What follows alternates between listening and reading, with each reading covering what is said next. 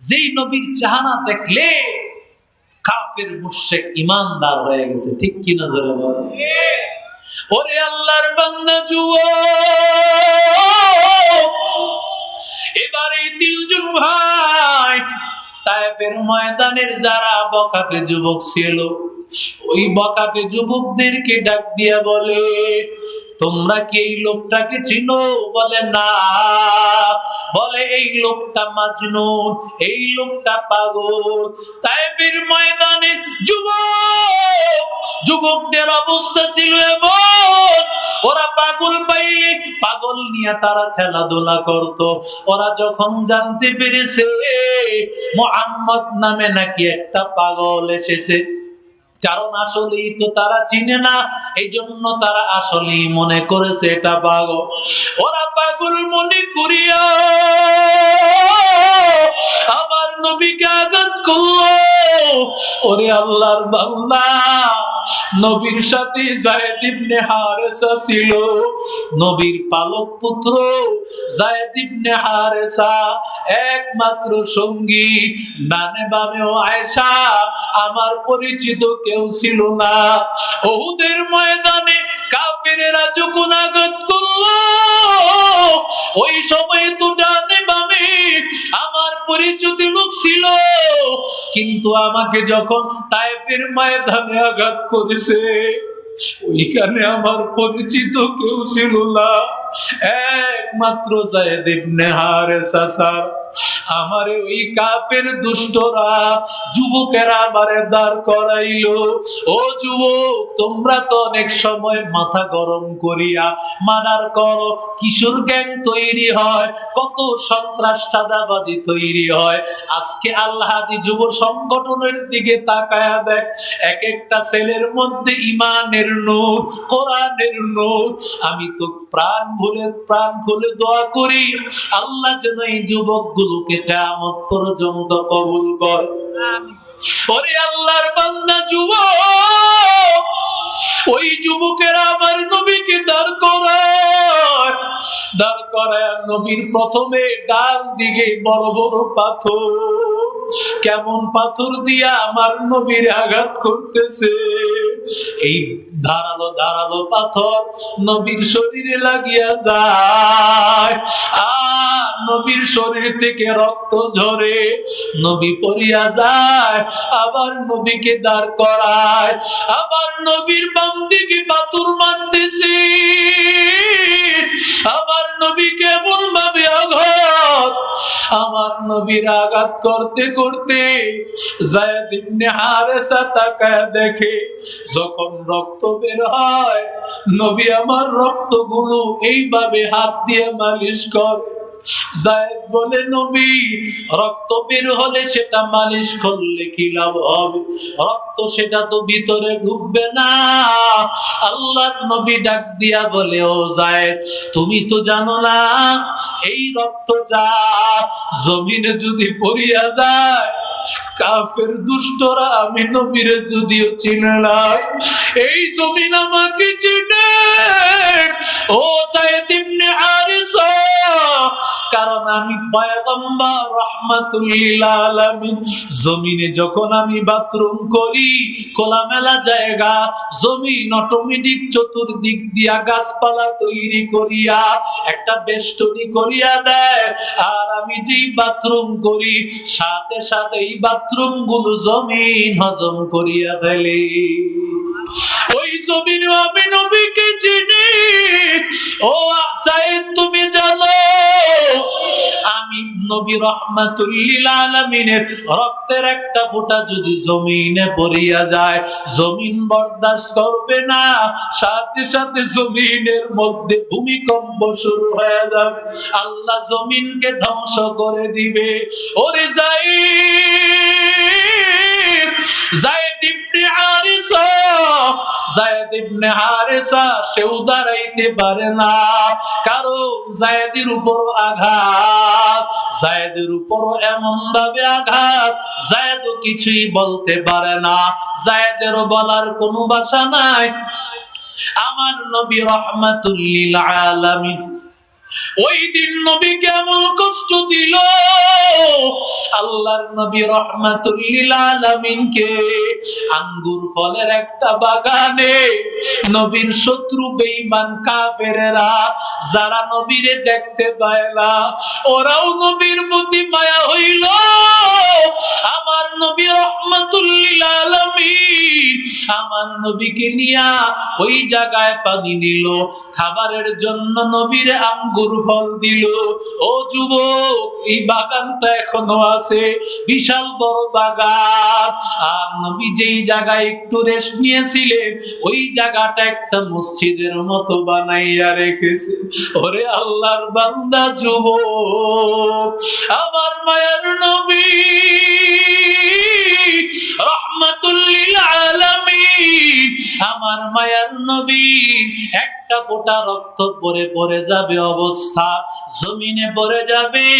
এমন সময় জিব্রাইল আলাইহিস সালাতু ওয়াস সালামকে আল্লাহ তাআলা ডাক দিয়া বলেন, ও জিব্রাইল, তাড়াতাড়ি যাও, ওই একটা রক্তের ফোঁটা ধরো, তোমার পাখার মধ্যে একটা রক্তের ফোঁটা তাড়াতাড়ি ধরো, কারণ নবীর এই ফোঁটা যদি জমিনে পড়িয়া যায়, ওমা কানাল্লাহু লিয়ুআযিবাহুম ওয়া আনতা ফীহিম, জমিনে যতক্ষণ নবী থাকবে আল্লাহ জমিনে আযাব দিবে না, গজব দিবে না।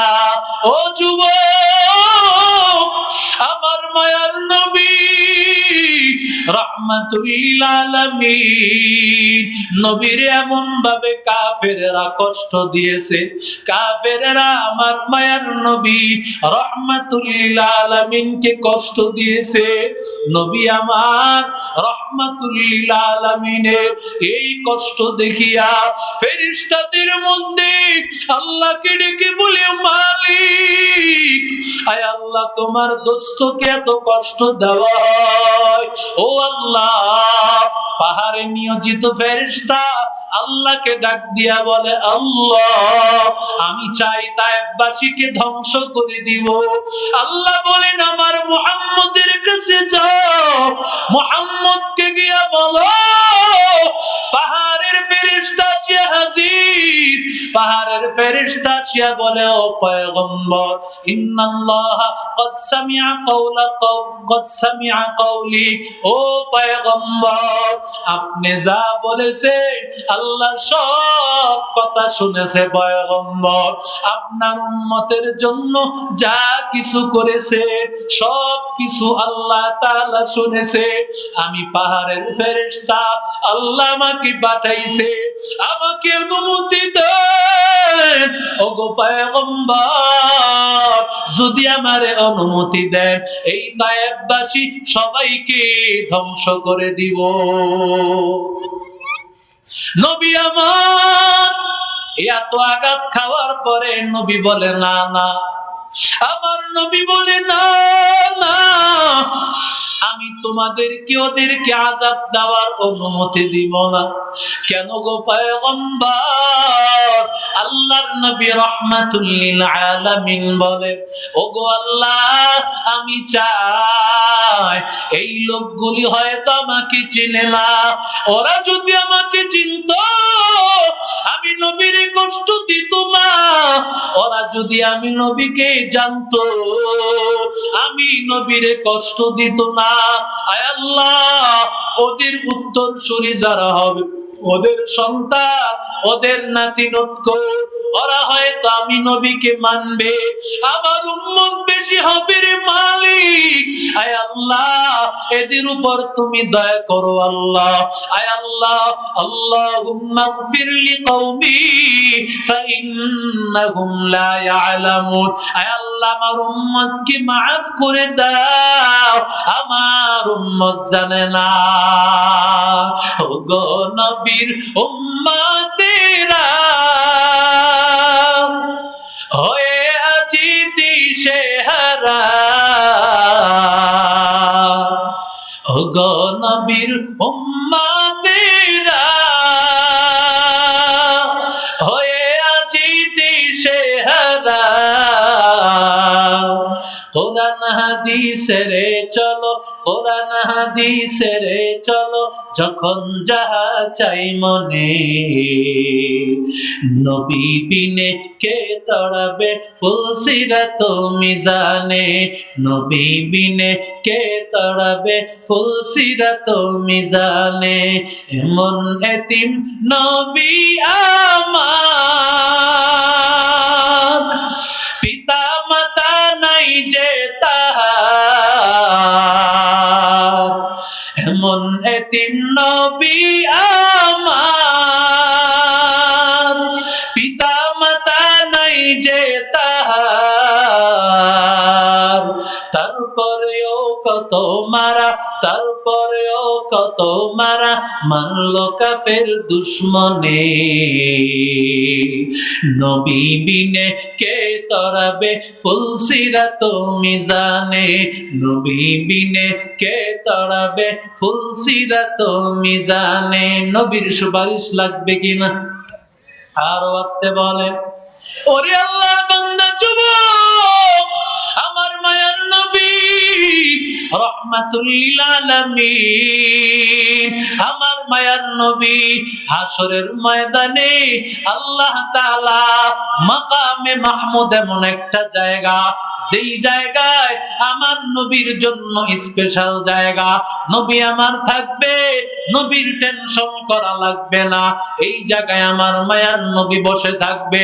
আল্লাহর নবী সাজদায় পড়ে আছেন, আল্লাহর নবী সাজদায় পড়ে কান্নার আওয়াজ, সাজদায় পড়িয়া থাকেন। এমন সময় আল্লাহ তাআলা জিবরাইলকে পাঠাইয়া দেয়।